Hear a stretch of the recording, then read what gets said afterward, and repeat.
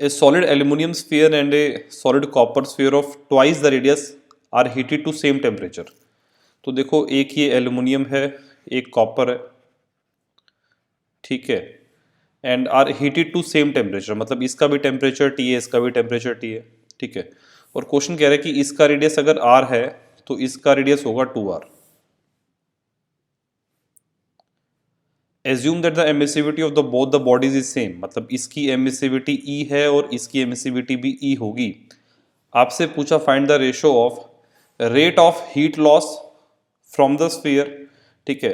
तो बच्चों heat loss की बात करूं तो D Q by D T आप एल्यूमिनियम का निकालो हीट लॉस, तो यहाँ पे क्या होगा, हम मान लेंगे कि सराउंडिंग का टेम्परेचर टी नॉट है, तो बेटा एक तो रेडिएशन हो रही होगी और एक एब्जॉर्प्शन हो रही होगी, तो उसका नेट हीट एक्सचेंज जो बनेगा ना, एमिसिविटी सिग्मा ए टी की पावर 4 माइनस टी नॉट की पावर 4 होगा, ठीक है। और वही मैं D Q by D T copper की निकालूं तो उसका एमिसिविटी भी सेम है, सिग्मा भी सेम है, एरिया को ए डैश लिखेंगे और ये बन जाएगा टी की पावर 4 माइनस टी नॉट की पावर 4, ठीक है। हमसे इन दोनों का रेशो पूछा है, तो इनका रेशो क्या बनेगा, ए अपॉन ए डैश। अब एरिया बनेगा बेटा 4 पाई आर स्क्वेयर और दूसरे का एरिया बनेगा 4 पाई 2r का स्क्वायर, मतलब सॉल्व करके आंसर इस तरीके से इवेलुएट हो जाएगा, ठीक है। यहाँ पे बाकी सारे फैक्टर्स कट जाएंगे तो इनका ratio A by A dash ही आ जाएगा, ठीक है। अब बी पार्ट देखते हैं, find the ratio of rate of fall of temperature of aluminium sphere to the rate of fall of temperature of copper sphere. अब बच्चों देखो D T by D T पूछा तो इसका फॉर्मूला होता है एमिसिविटी सिग्मा ए टी की power 4 minus T not की पावर 4 अपॉन एम एस। तो एक तो इसमें एक बार एल्यूमिनियम की वैल्यूज पुट करूंगा और एक बार कॉपर की, ठीक है।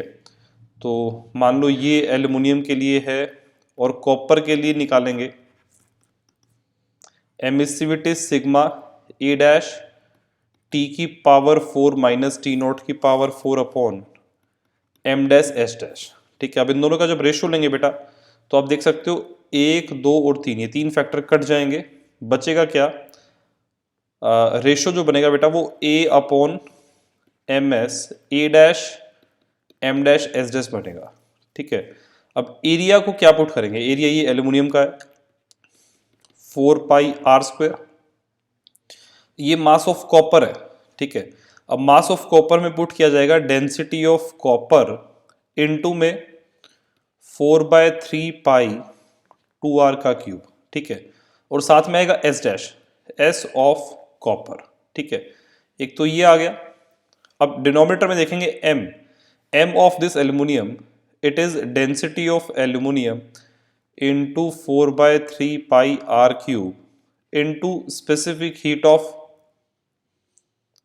एल्यूमिनियम इनटू में ए डैश का मतलब इसका एरिया और वो बन जाएगा 4 पाई इंटू 2r का स्क्वायर, ठीक है।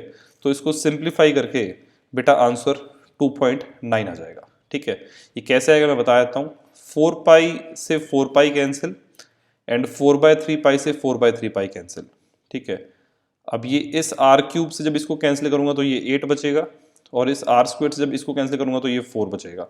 अब हमारे पास ये सारे डेंसिटीज और स्पेसिफिक हीट कैपेसिटीज गिवन है, इनको पुट करके आंसर सॉल्व हो जाएगा।